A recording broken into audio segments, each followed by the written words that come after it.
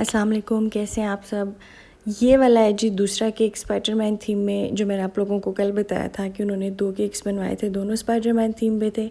एक उन्हें घर के लिए चाहिए था और एक उन्हें स्कूल के लिए चाहिए था। तो ये केक था जो उन्हें घर के लिए चाहिए था। ये उन्होंने पहले ऑर्डर किया था और इसके बाद फिर उन्होंने मुझे बताया था कि मुझे एक और चाहिए स्कूल के लिए। ये वाला केक जो है 6 पाउंड्स में मैंने बनाया है। बॉटम टियर 4 पाउंड्स में है और टॉप टियर 2 पाउंड्स में।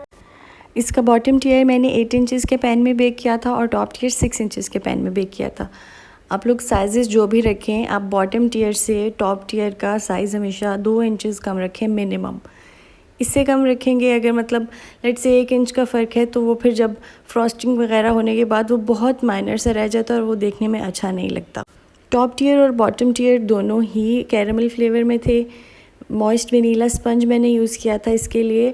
उन्होंने जो स्कूल के लिए केक बनवाया था वो चॉकलेट फ्लेवर में था और ये घर वाला उन्होंने कैरेमल में बनाया था और ये उन्हें ज़्यादा पसंद आया था। उनको हमेशा से कैरेमल फ्लेवर ही मेरा ज़्यादा पसंद है और उन्होंने इसके बाद फिर मुझे कहा था कि आपका कैरेमल सबसे बेस्ट है।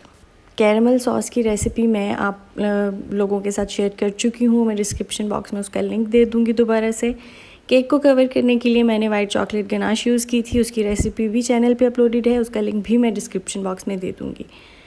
अच्छा जी, कवर करने के बाद गनाश से कवर करने के बाद हमने इसके ऊपर फॉन्डेंट लगाना था। अब आप डिफरेंस देखें कि ये मैं अच्छी क्वालिटी का फॉन्डेंट यूज़ कर रही हूँ, विज़ियन का फॉन्डेंट है। मुझे इस पर कोई बहुत ज़्यादा कॉर्नफ्लोर लगाने की ज़रूरत नहीं पड़ी।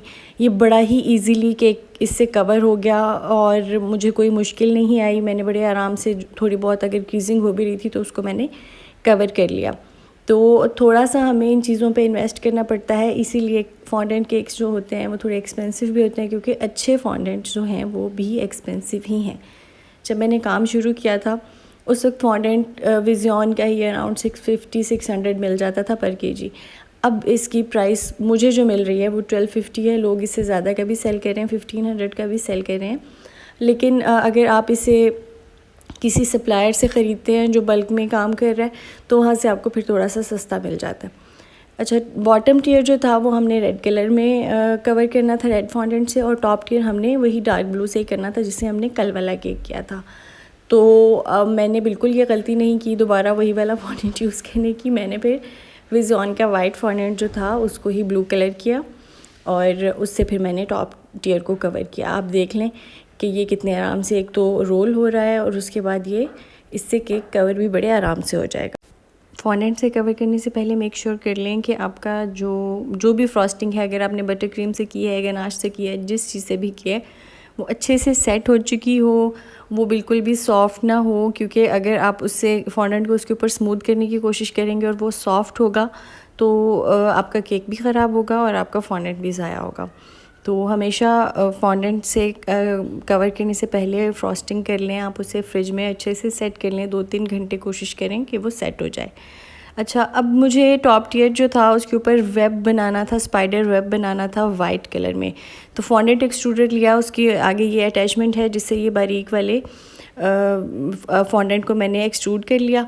और इस तरह से मुझे लग रहा था ये बड़ा ही लंबा प्रोसेस होगा, मुझे बहुत ज़्यादा टाइम लग जाएगा, लेकिन अल्लाह ताला का शुक्र है कि इतना ज़्यादा कोई ख़ास टाइम नहीं लगा था मुझे इस पर। ये जल्दी बन गया था और बल्कि पाइपिंग बैग से बनाने के मुकाबले में ये मुझे आसान लग रहा था। पहले मुझे लग रहा था कि शायद मैं ये ना अगर वाइट गनाश से कर लूँ तो ज़्यादा बेटर रहेगा। फिर मैंने सोचा कि नहीं, उनसे मैंने टोटली फॉन्डेंट केक के चार्ज किया है तो मैं वही चीज़ उनको दूंगी।